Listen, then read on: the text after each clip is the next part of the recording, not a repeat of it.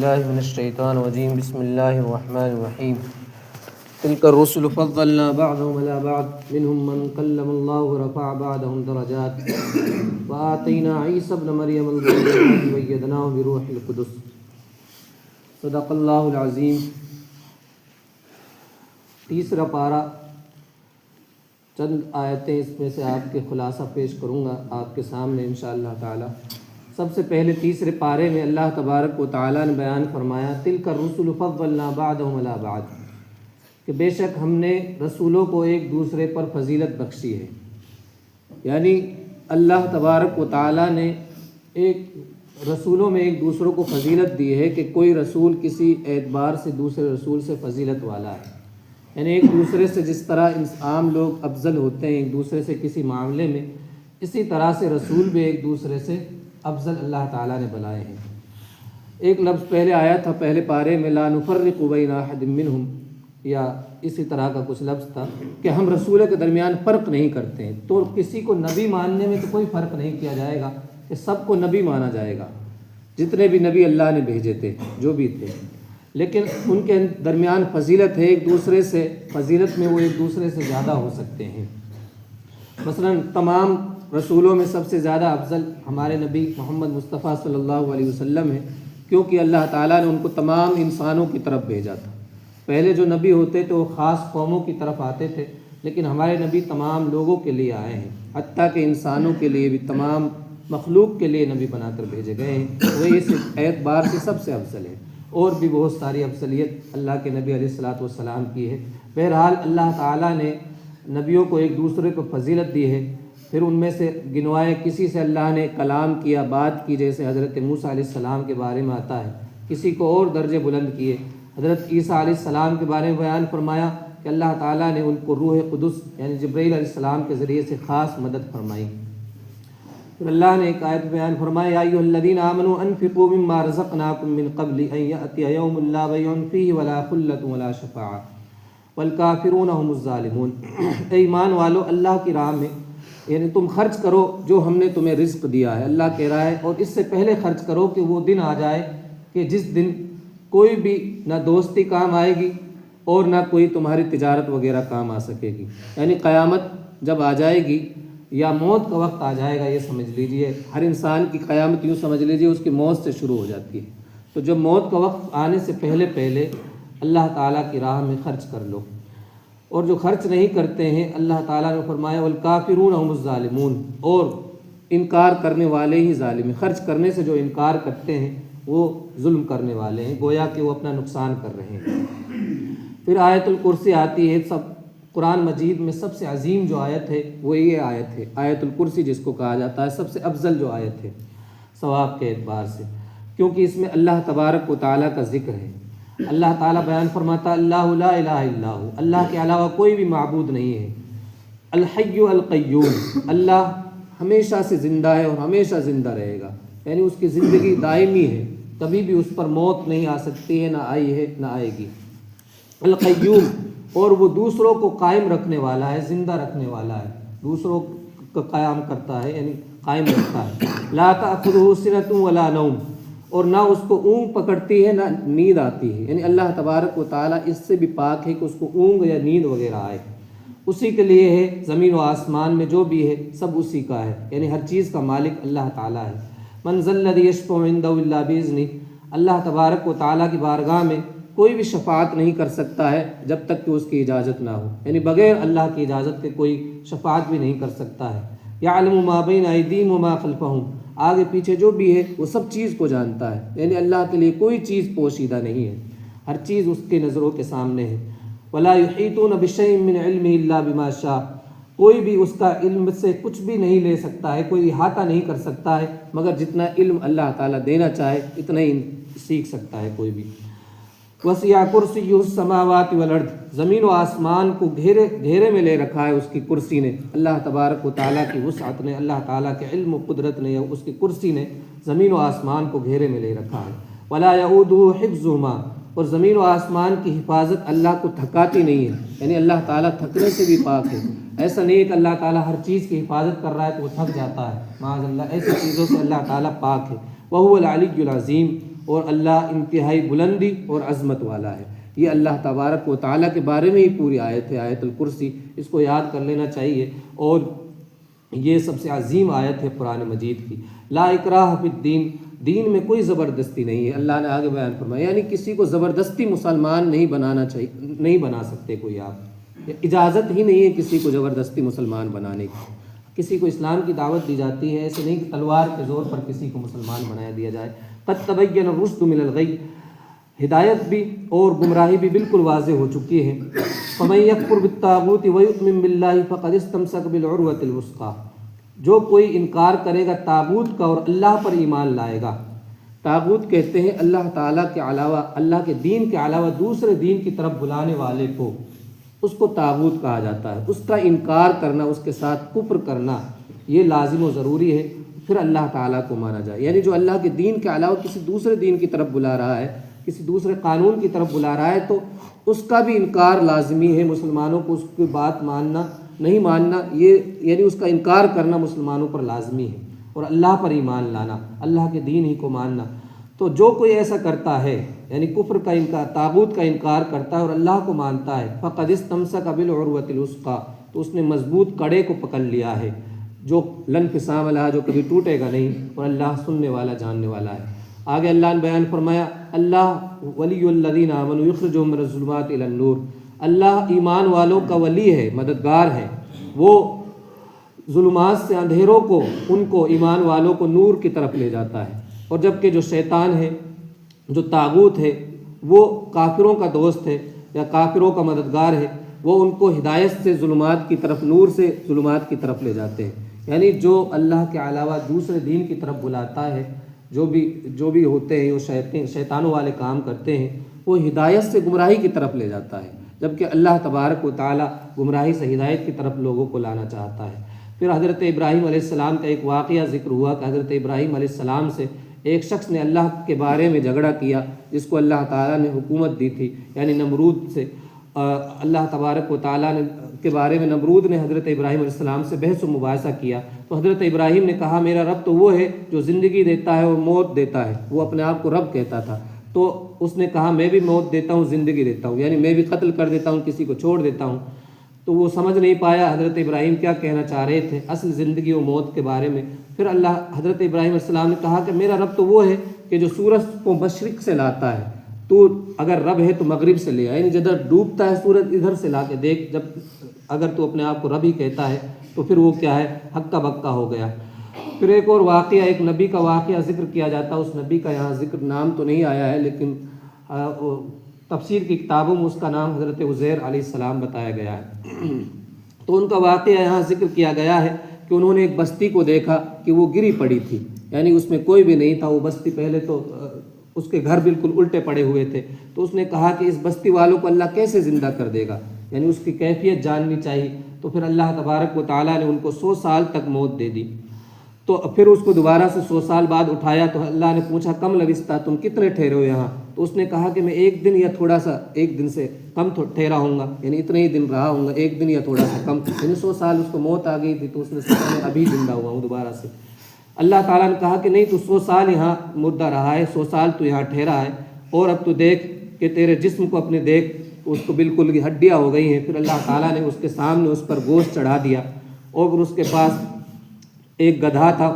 اس کو بھی اللہ تعالیٰ نے اس کے سامنے زندہ کر دیا۔ تو پھر وہ سمجھ گئے کہ اللہ تعالیٰ مردوں کو اس طرح سے زندہ کرے گا، یعنی اللہ تعالیٰ جیسا چاہے گا اپنے حکم سے زندہ کر دے گا۔ پھر ان پر واضح ہو گیا کہ وہ اللہ تعالیٰ ہر چیز پر قدرت رکھنے والا ہے۔ پھر ایک واقعہ حضرت ابراہیم علیہ السلام کا بھی اس میں ذکر ہوا ہے کہ انہوں نے کہا، حضرت ابراہیم نے پوچھا، رب ارنی کیف تحیی الموتی، اے اللہ مجھے دکھا دے تو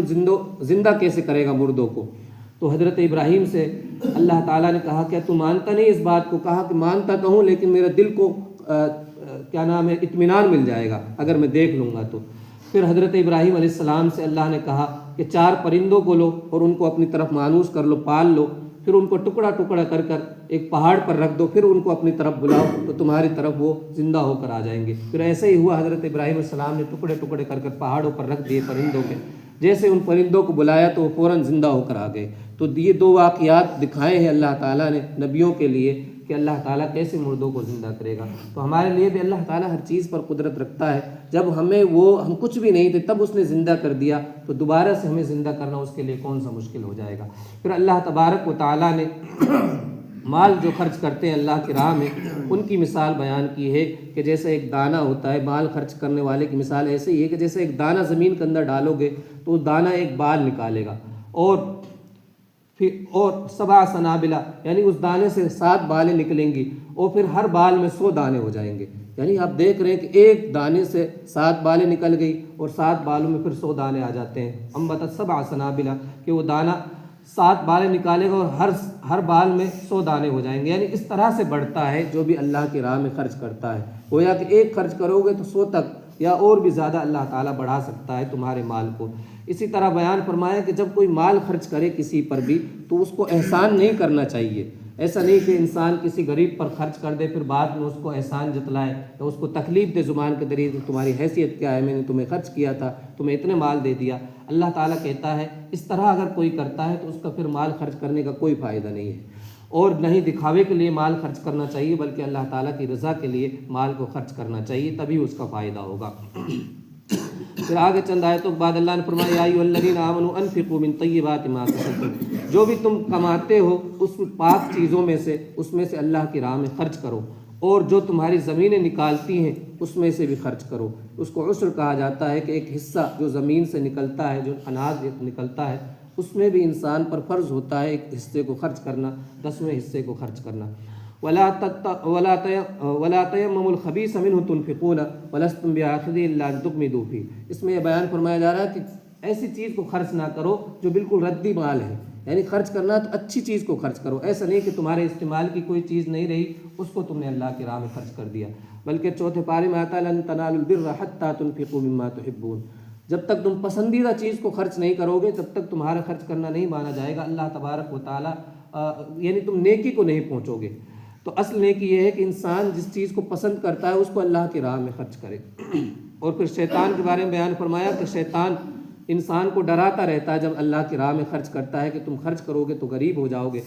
اس طرح کا وعدہ دلاتا ہے شیطان، جبکہ اللہ تعالیٰ مغفرت کا وعدہ دلاتا ہے جو بھی انسان خرچ کرتا ہے اللہ تعالیٰ کی راہ میں۔ اسی طرح چند آیتوں کے بعد اللہ تبارک و تعالیٰ نے سود کے تعلق سے بیان فرمایا کہ جو سود کھاتے ہیں وہ ایسے کھڑے ہوتے ہیں جیسا کہ شیطان جس کو مخبوط الحواس بنا دیتا ہے، جس پر شیطان کا اثر ہو جاتا ہے، جیسے انسان نشے کی حالت میں ہوتا ہے اس طرح سے وہ کھڑے ہوتے ہیں۔ یہ دنیا میں بھی حالت ہو سکتی ہے، آخرت میں ان کی حالت ایسی ہوگی کہ وہ اس طرح سے کھڑے ہوں گے کہ جیسے انسان پاگل سا ہو جاتا ہے جو سود کھاتے ہیں۔ سود کیا ہے کہ بغیر محنت کے کسی کا، یعنی وہی جس کو ہم کہتے ہیں کہ کوئی سنار کے پاس جا کر کوئی لین دین کرتے ہیں، سودی معاملہ کرتے ہیں، تو یہ حرام کام ہے اور اس کی بہت بری حالت ہوگی قیامت کے دن۔ اور اللہ تبارک و تعالیٰ نے اس کے بارے میں بیان فرمایا وَأَحَلَّ اللَّهُ الْبَيْعَ وَحَرَّمَ الرِّبَا، بے کو تو اللہ نے حلال کر دیا اور سود کو حرام کر دیا۔ یعنی بہت سارے لوگ یہ کہتے ہیں کہ جو سود ہے یہ بھی تو ایک تجارت ہی کی طرح ہے، جیسے ہم تجارت سے فائدہ اٹھاتے ہیں اسی طرح ہم سود سے بھی فائدہ اٹھاتے ہیں۔ تو اللہ نے کہا کہ نہیں، تجارت تمہارے لیے حلال ہے اور جو سود ہے وہ تمہارے لیے حرام ہے۔ اور اس کے اتنی سخت بات اللہ نے بیان فرمائی ہے کہ اگر جو فَإِن لَّمْ تَفْعَلُوا سود لینے سے باز نہیں آؤ گے تو اللہ نے فرمایا فَأْذَنُوا بِحَرْبٍ مِّنَ اللَّهِ وَرَسُولِهِ، تو تیار ہو جاؤ اللہ اس کے رسول سے جنگ کرنے کے لیے۔ یعنی جو سود کھاتے ہیں گویا کہ وہ اللہ اس کے رسول سے جنگ کر رہے ہیں، یعنی اس کا نتیجہ کیا نکلے گا کہ تمہیں برباد ہی ہونا ہے، دنیا میں بھی، یا دنیا میں نہیں تو پھر آخرت میں اس کی سزا ضرور ملنی ہے۔ پھر آگے اللہ تبارک و تعالیٰ نے دین کے لین دین کے تعلق سے بیان فرمایا ہے کہ قرض یا ایک دوسرے سے جو بھی قرضہ لیتے ہیں اس کو لکھنے کا بیان فرمایا کہ اس کو لکھ لیا کرو۔ ایک مقررہ وقت تک اگر کسی سے کوئی پیسہ لے رہے ہو تو اس کو لکھ لیا کرو۔ لکھنے سے یہ فائدہ ہوگا کہ انسان پھر اس سے کیا ہے یاد رہ جائے گی، اور پھر اس پہ گواہ بھی بنا لیا کرو دو لکھتے وقت، تاکہ انسان اس سے مکر نہ جائے کہ مجھے کوئی قرضہ نہیں دیا تھا، کوئی اس انکار نہ کر بیٹھے، اس لیے اللہ تبارک و تعالی نے اس کو لکھنے کا کہا ہے۔ اسی طرح اگر کوئی قرض لے رہا ہے تو کوئی رہن بھی دی جا سکتی ہے، رہن یعنی گروی کوئی چیز رکھی جا سکتی ہے، لیکن گروی رکھنے میں ایک مسئلہ دھیان رکھے کہ اگر کوئی چیز گروی لے رہا ہے، کوئی چیز یعنی کسی نے ادھار دیا اور ساتھ میں گروی کوئی چیز رکھ لی، تو اس گروی رکھی ہوئی چیز سے انسان فائدہ نہیں اٹھا سکتا ہے، فائدہ اٹھائے گا تو وہ سود والا معاملہ ہو جائے گا۔ مثلا ہمارے میوات میں بہت چلتا ہے ایسا کہ کسی نے کسی سے ادھار لے لیے پیسے، پھر اس کو کھیت کو گروی رکھ لیتے ہیں، پھر اس کھیت میں بوائیاں کرتے ہیں، سمجھ رہے ہیں آپ، یہ حرام ہے اس طرح کا معاملہ کرنا، کیونکہ اس گروی رکھی ہوئی چیز سے فائدہ اٹھانا اس کے بارے میں سخت آیا ہے کہ یہ حرام ہے، یہ سود والا معاملہ ہو جائے گا۔ بہرحال تو یہ سورہ بقرہ کا چند آیتوں کا خلاصہ آپ لوگوں کے سامنے تھا۔ اب سورہ آل عمران اس کے بعد شروع ہو جاتی ہے۔ اس میں اللہ تبارک و تعالیٰ نے ایک آیت ہے، اللہ بیان فرماتا ہے ان اللہ لا یخفی علیہ شیء فی الارض ولا فی السماء، بے شک اللہ تعالیٰ پر کوئی بھی چیز پوشیدہ نہیں ہے، نہ زمین میں نہ آسمان میں۔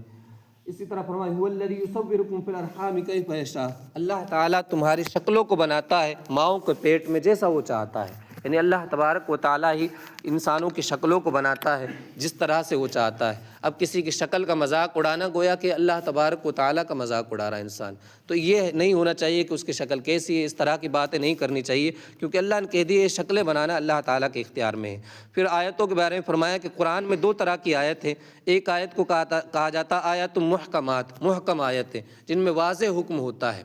یعنی جیسے قل هو اللہ احد، اللہ ایک ہی ہے، بالکل واضح ہے، یہ بات بالکل سمجھ میں آ جاتی ہے، یہی ہے اصل کتاب، یعنی عمل کرنے والی آیتیں ہوتی ہیں یا اسی طرح کی، ان کو آیت محکمات کہا جاتا ہے۔ وَأُخَرُ مُتَشَابِهَاتٌ، دوسری آیتیں ہوتے ہیں متشابہات، جن کا معنی بالکل سمجھ میں نہیں آتا، یا تو بالکل معنی معلوم نہ ہو یا ان کی مراد معلوم نہ ہو، جیسے الف لام میم ہے، یہ متشابہات کہلاتی ہے، لیکن ان کا پڑھنے کا ثواب ہوتا ہے، لیکن ان کا اصل مراد اللہ تعالیٰ ہی جانتا ہے۔ اور جن کے اللہ تعالیٰ نے بیان فرمایا وما یعلم تأویلہ الا اللہ، ان کی تعویل کو، متشابہ آیاتوں کی تعویل کو اللہ ہی جانتا ہے، اور متشابہ آیات کے پیچھے نہیں چلتے ہیں، لیکن جو کجروی اختیار کرتے ہیں، جن کے دلوں میں کچھ ٹیڑھ ہوتا ہے، وہ ان کے پیچھے پڑتے ہیں۔ لیکن جو ایمان والے ہوتے ہیں، جو علم میں پختہ ہوتے ہیں، وہ کہتے ہیں کل من عند ربنا، یہ سب کے سب اللہ تعالیٰ کی طرف سے ہے۔ آگے ایک آیت اللہ نے بیان فرمائی ان الذین کفروا لن تغنی عنہم اموالہم ولا اولادہم من اللہ شیئا واولئک هم وقود النار، بے شک وہ جنہوں نے کفر کیا، یعنی جو کفر کی زندگی میں رہا اور کفر کرتا رہا آخری وقت تک، اس کے نہ تو اس کے اموال یا اس کے مال کام نہیں آئیں گے، نہ اس کی اولاد کام آئے گی اللہ تعالیٰ کی طرف سے، یعنی اللہ تعالیٰ کی طرف سے مال و اولاد کچھ بھی نہیں بچا پائے گی، اور ان کا ٹھکانہ جہنم ہوگا۔ وَأُولَٰئِكَ هُمْ وَقُودُ النَّارِ، وہ جہنم کے ایندھن ہوں گے۔ تو اس لیے اپنے ایمان کی حفاظت کریں، آخرت میں ہم اور آپ کو ہمارا مال اور اولاد کام نہیں آنے والی، اگر ایمان ہم نے اپنے ایمان کی حفاظت نہیں کی تو۔ اللہ تعالیٰ کی بارگاہ میں دعا ہے کہ اللہ ہمیں اعوذ باللہ من الشیطان الرجیم، بسم اللہ الرحمن الرحیم۔ زُيِّنَ لِلنَّاسِ حُبُّ الشَّهَوَاتِ مِنَ النِّسَاءِ وَالْبَنِينَ وَالْقَنَاطِيرِ الْمُقَنطَرَةِ مِنَ الذَّهَبِ وَالْفِضَّةِ وَالْخَيْلِ الْمُسَوَّمَةِ وَالْأَنْعَامِ وَالْحَرْثِ ذَلِكَ مَتَاعُ الْحَيَاةِ الدُّنْيَا وَاللَّهُ عِنْدَهُ حُسْنُ الْمَآبِ، صدق اللہ العظیم۔ اللہ تعالیٰ فرماتا ہے کہ لوگوں کے لیے خواہشات کی، چند خواہشوں کی محبت کو اللہ تعالیٰ نے مزین کر دیا ہے، یعنی لوگوں کے فطرت میں اللہ تعالیٰ نے چند چیزوں کی محبت کو رکھ دیا ہے، اس میں سے عورتیں ہیں، بیٹے ہیں، خزانہ ہے سونے چاندی کے، گھوڑے وغیرہ ہیں، جانور ہیں، کھیتیاں ہیں، یعنی اللہ تعالیٰ نے کہا کہ یہ چیزیں انسان کے اندر اللہ تعالیٰ نے رکھ دی ہے، ان سے انسان کو فطری طور پر محبت ہوتی ہے، لیکن ان کے بارے میں فرمایا ذالک متاع الحیات الدنیا، یہ صرف زندگی گزارنے کا ساز و سامان ہے، یعنی ان کے صرف یہ ہے کہ زندگی میں تمہیں فائدہ دیں گے یہ چیزیں۔ واللہ عندہ حسن المآب، اللہ تعالیٰ کے پاس ہی بہترین ٹھکانہ ہے، اگر اچھے ٹھکانے کی امید رکھتے ہو تو وہ اللہ تعالیٰ کے پاس ملے گا، اگر تم آخرت کے طلبگار ہو تو۔ ان چیزوں میں لگنا کوئی بری بات نہیں، لیکن صرف اتنا کہ ان سے ہم اپنی زندگی چلا سکیں، ان تمام چیزوں سے زندگی میں فائدہ اٹھا سکے، ایسا نہ ہو کہ ان میں لگ کر انسان آخرت کو بھول جائے، دنیا کے کاموں میں لگ کر آخرت کو بھول جائے، ایسا نہیں ہونا چاہیے۔ پھر چند آیتوں کے بعد اللہ نے فرمایا ان الدین عند اللہ الاسلام،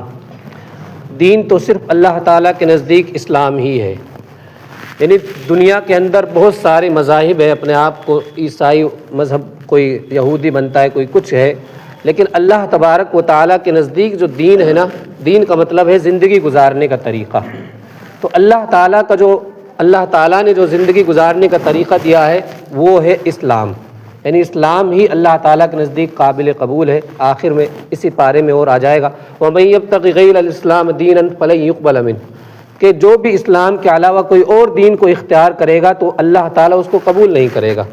وَهُوَ فِي الْآخِرَةِ مِنَ الْخَاسِرِينَ، اور آخرت میں وہ نقصان اٹھانے والوں میں ہو جائے گا۔ تو جو بھی انسان آخرت میں اللہ تعالیٰ کا طلبگار ہے، اللہ تعالیٰ سے اجر کا طلبگار ہے، تو اس کو اسلام ہی کے مطابق زندگی گزارنی چاہیے۔ کوئی دوسرا طریقہ اختیار کرے گا اسلام کے علاوہ تو اللہ تعالیٰ کے نزدیک اس کو کچھ بھی ملنے والا نہیں ہے۔ پھر آگے اللہ تبارک و تعالیٰ نے چند آیتوں کے بعد فرمایا لا يتخذ المؤمنون الکافرین اولیاء من دون المؤمنین، کہ ایمان والے کافروں کو مومنوں کو چھوڑ کر اپنا دلی دوست نہ بنائے، یعنی کافروں سے ایسی دوستی کر لینا کہ ان کا اور ہماری زندگی کا مقصد ایک ہی ہو جائے، ایسی دوستی کرنے سے اللہ تعالیٰ کافروں سے منع فرماتا ہے۔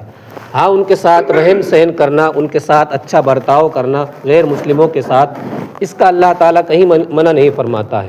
لیکن بالکل وہ تمہارے رازداں بن جائیں، تمہاری اور ان کی زندگی کا ایک ہی مقصد بن جائے، اس طرح کی دوستی غیر مسلموں سے کرنا یہ صحیح نہیں ہوگی، یہ اللہ تعالیٰ اس چیز سے منع فرماتا ہے۔ پھر اللہ نے چند آیتوں کے بعد فرمایا یوم تجد کل نفس ما عملت من خیر محضرہ،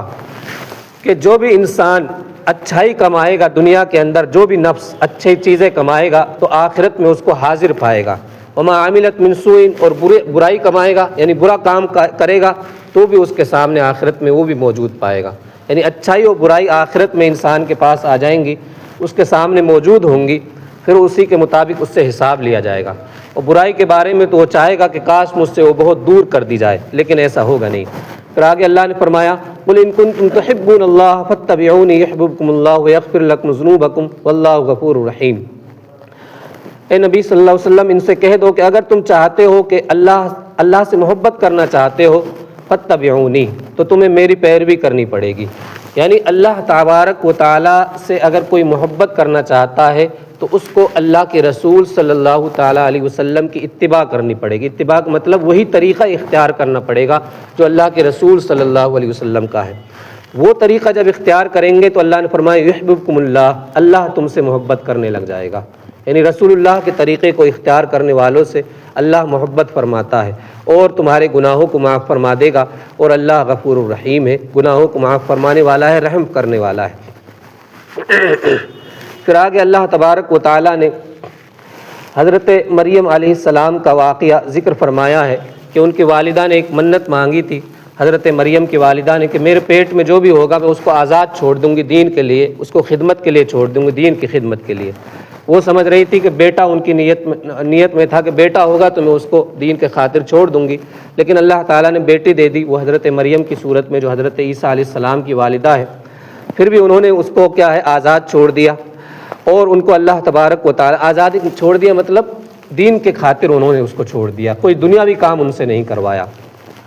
پھر اللہ تبارک و تعالیٰ نے ان کو ہی قبول کر لیا، اور حضرت زکریا اس دور میں ایک نبی تھے، ان کو ان کی کفالت میں دے دیا۔ حضرت مریم ان کے کفالت میں رہتی تھی، یعنی وہ ان کی دیکھ بھال کیا کرتے تھے، اور وہ جب تھوڑی سی بڑی ہوئی تو جب عبادت کیا کرتی تھی ایک جگہ پر، محراب میں جو عبادت کی جگہ تھی وہاں رہتی تھی، تو قرآن میں آیا قال یا، ان کے پاس حضرت جو زکریا تھے ان کے پاس کچھ رزق پاتے تھے، کچھ پھلوں کو پاتے تھے۔ روایتوں میں آتا ہے کہ ان کے پاس بے موسم کے پھل آ جایا کرتے تھے، ان کی کرامت تھی یہ، مثلا جو گرمیوں میں جو پھل ہوتے ہیں وہ سردیوں میں ان کو مل جایا کرتے تھے، سردیوں کے گرمیوں میں اس طرح کے پھل ان کو مل جایا کرتے تھے۔ تو حضرت زکریا نے ان سے پوچھا کہ یہ کہاں سے آیا ہے، تو انہوں نے کہا قالت ہوا من عند اللہ، یہ اللہ تعالیٰ نے مجھے عطا کیا ہے، یعنی اللہ تعالیٰ ہے، اللہ تعالیٰ جو چاہے کر سکتا ہے، اللہ رزق دیتا ہے بغیر حساب کے۔ تو اللہ تبارک و تعالیٰ یہ اسباب کا کوئی اللہ تعالیٰ پابند نہیں ہے کہ گرمیوں کے پھل سردیوں میں نہیں دے سکتا، اس طرح کے اللہ تعالیٰ پہ یہ قانون لاگو نہیں ہوتے ہیں، یہ اس میں بتایا جا رہا ہے۔ پھر حضرت زکریا علیہ السلام جو تھے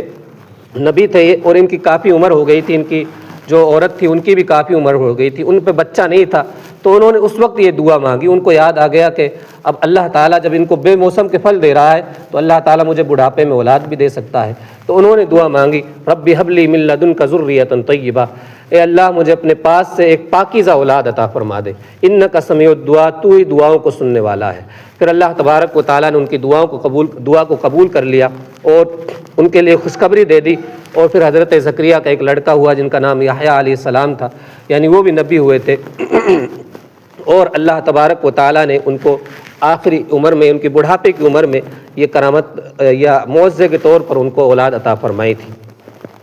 تو ہمیں یہ سبق ملتا ہے کہ دیکھو اللہ تبارک و تعالیٰ جب چاہے کچھ بھی کر سکتا ہے، اس کے اختیار میں ہے، وہ کب کسی کو کچھ عطا کر دے، اس سے کوئی بھی چیز اس کے لیے وہ عاجز نہیں، وہ ہر چیز پر قدرت رکھنے والا ہے۔ پھر حضرت مریم علیہ السلام کو بھی اللہ تبارک و تعالیٰ نے بیٹے سے نوازا تھا، حضرت عیسیٰ علیہ السلام سے، اور یہ بغیر باپ کے پیدا ہوئے تھے۔ یعنی حضرت مریم علیہ السلام کے پاس فرشتے آئے اور انہوں نے خوشخبری دی حضرت مریم کو، تو حضرت مریم نے تعجب سے کہا رب انا یکون لی ولد، میرے پاس اولاد کیسے ہو سکتی ہے، ولم یمسسنی بشر، مجھے تو آج تک کسی انسان نے چھوا بھی نہیں ہے، مجھے کیسے اولاد ہوگی؟ تو فرشتے نے کہا کذالک اللہ یخلق ما یشاء، ایسا ہی ہے اللہ تعالیٰ جو چاہے پیدا کرتا ہے، یعنی اللہ کے لیے کوئی یہ چیز محال نہیں ہے، یہ تو عام قاعدہ ہے، لیکن اللہ تعالیٰ چاہے تو کر سکتا ہے۔ اذا قضى امرا فانما يقول له كن فيكون، جب وہ کسی چیز کا فیصلہ فرماتا ہے تو وہ کہتا ہے ہو جا، تو وہ چیز فوراً ہو جاتی ہے، یہ ہے اللہ تعالیٰ کی قدرت۔ پھر وہ حضرت عیسیٰ علیہ السلام بغیر باپ کے ہوئے اور اللہ تعالیٰ نے ان کو رسول بنا کر بھیجا، بنی اسرائیل ہی کی طرف یہ رسول بن کر آئے تھے، اور ان کے چند معجزات کو اللہ تعالیٰ نے ذکر فرمایا ہے، انی اخلق لکم من الطین، کہ بنی اسرائیل کے پاس جب وہ رسول بن کر آئے تو انہوں نے معجزات بھی ان کو دکھائے کہ ایک وہ مٹی سے ایک صورت سی بناتے تھے پرندے کی، اس میں پھونک مارتے تھے تو فوراً وہ اللہ کے حکم سے پرندہ ہو جاتا تھا۔ اسی طرح جو مادرزاد اندھا ہوتا ہے، یعنی جو پیدائشی اندھا ہوتا تھا، اس پر ہاتھ پھیرتے، اسی برس کا جو مریض ہوتا ہے جو داغ سے پڑ جاتے ہیں اس پر ہاتھ پھیرتے تھے، اور مردوں کو بھی زندہ کر دیا کرتے تھے، اور سب کے بعد میں آئے بِإِذْنِ اللہ، یہ سب اللہ کے حکم سے ہوتا تھا۔ یعنی حضرت عیسیٰ علیہ السلام یہ سب کچھ اللہ کے حکم سے کرتے تھے۔ تو یہ معجزات ان کے ذکر کرنے کے بعد اللہ تبارک و تعالیٰ نے آخر میں فرمایا ان مثل عیسیٰ عند اللہ کمثل آدم، کہ عیسیٰ علیہ السلام کی مثال آدم علیہ السلام کی طرح ہے۔ یعنی آدم علیہ السلام کو اللہ تعالیٰ نے بغیر ماں باپ کے پیدا کیا، مٹی سے پیدا کیا، اور ان کو بغیر باپ کے پیدا کیا، یعنی بغیر، جس عام طور پر نہیں ہوتا ہے۔ تو کچھ لوگوں نے حضرت عیسیٰ علیہ السلام کو خدا کا بیٹا بنا لیا تھا، تو انہوں نے کہا کہ تم خدا کا بیٹا حضرت عیسیٰ کو بنا رہے ہو، حضرت آدم علیہ السلام کو تو میں نے مٹی سے پیدا کیا ہے، بدرجہ اولا ان کو خدا کا بیٹا ہونا چاہیے تھا معاذ اللہ، جب وہ خدا کا بیٹا نہیں ہے تو حضرت عیسیٰ علیہ السلام یہ کیسے خدا کا بیٹا ہو سکتے ہیں؟ تو یہ تمام واقعہ جو ذکر کیا گیا، یہ ان کے رد میں ذکر کیا گیا کہ حضرت عیسیٰ علیہ السلام یہ اللہ کے رسول تھے، اور ان کو اللہ تعالیٰ نے رسول بنا کر بھیجا تھا، ان کو خدا ماننا یا خدا کا بیٹا ماننا یہ کیا ہے، یہ صحیح نہیں ہے۔ تو یہ واقعہ ذکر فرما دیا گیا۔ پھر آگے اللہ تبارک و تعالیٰ نے چند آیتوں کے بعد بیان فرمایا،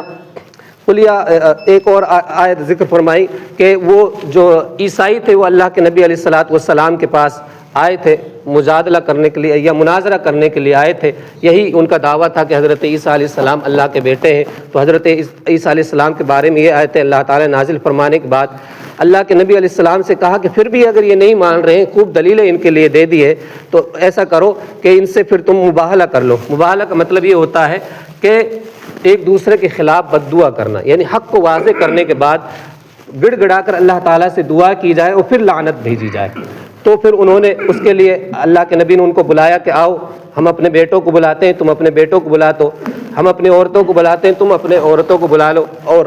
تم بھی آؤ ہم بھی آتے ہیں، پھر اللہ سے گڑ گڑا کر دعا کرتے ہیں، فنجعل لعنت اللہ علی الکاذبین، اور جھوٹوں پر اللہ کی لعنت بھیجتے ہیں۔ لیکن وہ تیار نہیں ہوئے تھے، وہ سمجھ گئے تھے کہ اللہ کے نبی ہیں، اس لیے وہ لوگ چپ چاپ چلے گئے تھے بغیر جھگڑا کیے۔ پھر چند آیتوں کے بعد اللہ تبارک و تعالیٰ نے ذکر فرمایا یہودیوں کی کچھ اور عادتیں ذکر فرمائی، وقالت طائفۃ من اہل الکتاب آمنوا بالذی انزل علی الذین آمنوا وجہ النہار، کہ وہ لوگ یہ کہتے تھے کہ اسلام میں نہ تم دن میں داخل ہو جاؤ اور شام کو تم کافر ہو جاؤ، تاکہ یہ لوگ کہیں کہ دیکھو اس اسلام میں تو کچھ بھی نہیں، یعنی وہ چال چلی تھی مسلمانوں کے خلاف کہ اسلام میں کچھ بھی نہیں ہے۔ کچھ لوگ ایسا کرتے تھے کہ یہودی جو تھے منافقانہ روش اختیار کرتے تھے کہ دن میں تو مسلمان ہو جاتے تھے اور پھر شام کو کافر ہو جاتے، کہتے کہ یہ وہ والا اسلام نہیں ہے، یہ والے محمد نہیں ہے، یعنی یہ وہ والے نبی نہیں ہے جس کو ہم مانتے تھے۔ تو اس طرح سے ان کی چالیں چلی تھی، اس کو اللہ تبارک و تعالیٰ نے ذکر فرمایا ہے۔ تو کہنے کا مطلب یہ ہے کہ انسان کو پکا و سچا مسلمان ہونا چاہیے، یہودیوں کا طریقہ اختیار نہیں کرنا چاہیے۔ اسی طرح پھر آگے اللہ تبارک و تعالیٰ نے ان کی ایک اور روش کو ذکر فرمایا ہے کہ وہ زبان کو مروڑ کر بات کیا کرتے تھے، کتاب کو بیان کیا کرتے تھے اور غلط مسئلہ بیان کیا کرتے تھے، اور کسی بات کو وہ کہتے تھے کہ یہ اللہ تعالیٰ کی کتاب میں ہے، حالانکہ وہ اللہ کی کتاب میں نہیں ہوتی تھی، یعنی اللہ تعالیٰ پہ وہ جھوٹی بات بھی منسوب کیا کرتے تھے۔ تو اس سے بھی ہمیں بچنا چاہیے کہ کبھی بھی اللہ تعالیٰ کے بارے میں وہ باتیں نہ کہیں جو اللہ نے کہی نہیں ہے، یعنی بعض اوقات کہہ دیتا ہے انسان کہ اللہ نے یہ فرمایا ہے، حالانکہ اللہ نے وہ چیز کہی نہیں ہے۔ تو اس طرح ہم اور آپ کو بھی ان چیزوں سے پرہیز کرنا چاہیے۔ بعد میں اللہ تعالیٰ کی لاسٹ آیت ہے اس پارے کی، میں آپ کو سناتا ہوں۔ ان الذين كفروا وماتوا وهم كفار فلن يقبل من احد من الارض ذهبا ولو افتدى به، کہ بے شک وہ لوگ جنہوں نے کفر کیا اور کفر ہی کی موت مر گئے، تو اللہ تعالیٰ فرما رہا ہے قیامت کے دن اگر ان کے پاس زمین کے برابر بھی سونا ہوگا اور اس کو وہ دینا چاہیں گے تب بھی ان کے لیے چھٹکارا نہیں ملے گا۔ یعنی ایک تو ہوگا نہیں وہاں کچھ بھی آخرت میں، لیکن بائی چانس اگر ان کے پاس زمین بھر کر بھی سونا ہو اور اس کو بھی وہ دینا چاہیں عذاب سے بچنے کے لیے، تب بھی وہ عذاب سے نہیں بچ پائیں گے۔ اولئک لہم عذاب علیم وما لہم من ناصرین، ان کے لیے دردناک عذاب ہے اور ان کا کوئی بھی مددگار نہیں ہوگا۔ تو حضرات محترم، ہم یہ لاسٹ جب صبح بھی جو آئی تھی وہ بھی کفر کے تعلق سے آئی تھی کہ انسان کو اس کے اولاد یا اس کا مال اللہ تعالیٰ کے عذاب سے نہیں بچا سکتا ہے اگر انسان اپنے ایمان کی حفاظت نہیں کر پاتا ہے۔ تو اپنے ایمان کی حفاظت کرنا ہم اور آپ کے لیے اشد ضروری ہے، اور اس کی فکر کرنا بہت زیادہ ضروری ہے، کیونکہ ہم اور آپ میں بہت سارے لوگوں کو پتہ بھی نہیں ہوتا ہے، ایسی باتیں کر جاتے ہیں جس سے انسان کا ایمان خراب ہو جاتا ہے۔ تو ایمانیات کے تعلق سے سیکھنا ہم اور آپ پر لازم ہے۔ اللہ تعالیٰ ہمیں عمل کی توفیق عطا فرمائے۔